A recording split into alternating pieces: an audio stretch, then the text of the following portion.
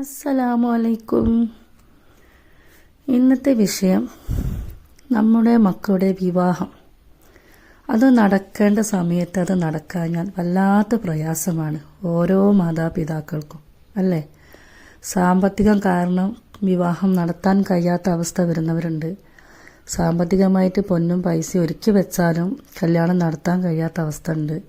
അപ്പോൾ ഓരോരോ തടസ്സങ്ങൾ നമ്മുടെ മുന്നിലേക്ക് ഇങ്ങനെ വന്നുകൊണ്ട് നിൽക്കുമ്പോൾ ഇതിങ്ങനെ നടക്കാൻ കഴിയാത്ത അവസ്ഥ ആയിരിക്കും. അപ്പോൾ ഓരോ രക്ഷിതാക്കൾക്കും അത് വല്ലാത്തൊരു പ്രയാസം തന്നെ.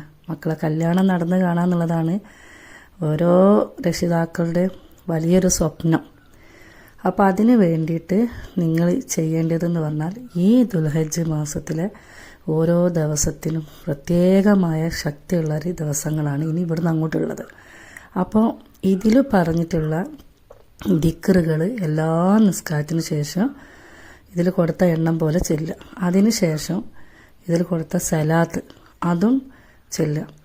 ഇതൊക്കെ ചൊല്ലി കഴിയുമ്പോഴത്തിന് പെട്ടെന്ന് തന്നെ നിങ്ങൾക്ക് മക്കളുടെ വിവാഹം ഒരു ബുദ്ധിമുട്ടും കൂടാതെ നടന്ന് കിട്ടും.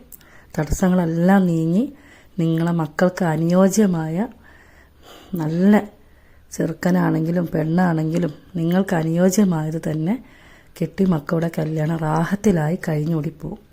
അപ്പോൾ അതുകൊണ്ട് നിങ്ങൾ ഇത് മറക്കാതെ വീട്ടിൽ നിന്ന് ചെയ്യുക. ഈ ദിവസം എന്ന് പറഞ്ഞാൽ അത്രയേറെ പുണ്യമാക്കപ്പെട്ട വമ്പം കൂലി കിട്ടുന്നൊരു ദിവസങ്ങളാണ്, അല്ലേ? ദുൽഹജ്ജ് മാസത്തിലെ ദിവസങ്ങൾ എന്ന് പറഞ്ഞാൽ. അപ്പോൾ അതിൽ നോമ്പ് എടുക്കുന്നവരുണ്ട്.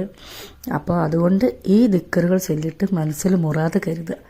നമ്മുടെ മോളെ കല്യാണം എത്ര പെട്ടെന്ന് ഹലാലായ നല്ലൊരു ചെക്കൻ വന്നിട്ട് കല്യാണം ഉറച്ച് കിട്ടാൻ വേണ്ടിയിട്ട്, പെട്ടെന്ന് നടന്ന് കിട്ടാൻ വേണ്ടി നിങ്ങൾ മനസ്സിൽ ദുആ ചെയ്യുക.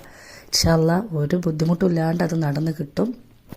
എല്ലാവർക്കും വേണ്ടി ഞാൻ ദുആ ചെയ്യുന്നതായിരിക്കും ഇൻഷാ അല്ലാഹ്.